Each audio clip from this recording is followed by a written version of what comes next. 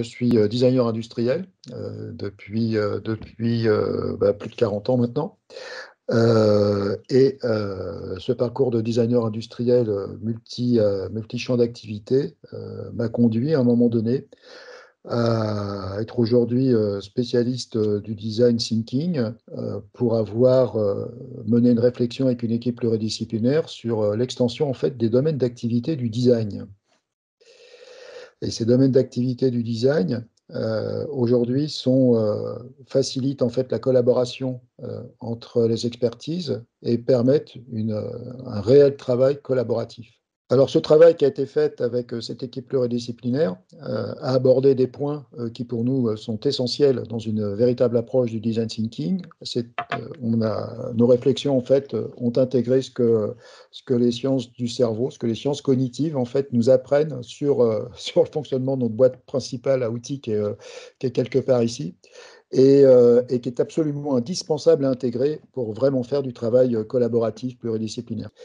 Quand on parle de désirabilité, par exemple dans Design Thinking, vous avez sûrement entendu parler de ce terme-là, ce qu'on met derrière, c'est surtout de la compréhension et qui fait appel à des modèles mentaux qui sont issus de notre éducation, de notre formation, de notre sensibilité, de notre culture, pour aller convoquer ça comme source inspirationnelle et très efficace dans la pratique du projet de Design Thinking, ça fait appel effectivement à des pratiques qui sont pluridisciplinaires, à cheval entre les sciences humaines et sociales et les pratiques étendues de design.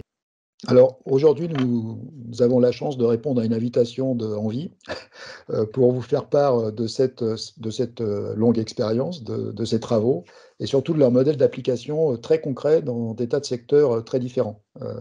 On l'a expérimenté dans l'industrie, dans les services, par exemple les assurances, la finance, et aujourd'hui dans des tas d'autres domaines grand public.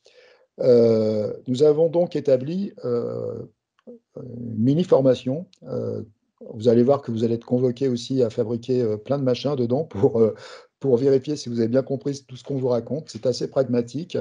2 séances. Alors la première, on va travailler en petites équipes, voilà, et on va essayer de vivre ensemble en fait cette expérimentation sur les incidences que ça peut avoir sur les modalités d'organisation et de management des entreprises. Alors c'est quelque chose auquel s'y attend pas forcément quand on parle de design thinking. Oui, mais comprenez bien que si on attaque la notion de sens et d'imaginaire, au bout d'un moment, on va être capable réellement de parler de l'entreprise, de ce qu'elle est réellement, de ses valeurs, et d'ailleurs, ça peut avoir des incidences jusque sur une politique RSE pragmatique.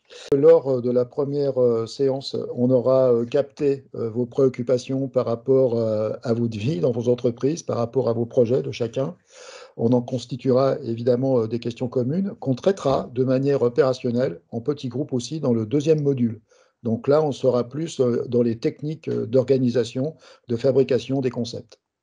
Nous avons hâte de vous faire part de cette vision particulière, mais qu'on estime légitime, du design thinking, qui s'appuie vraiment sur son esprit de départ, pour le coup, et sur cette longue histoire du design. Donc, venez nombreux, expérimenter avec nous cette vision extrêmement large et opérationnelle du design thinking qui est la nôtre.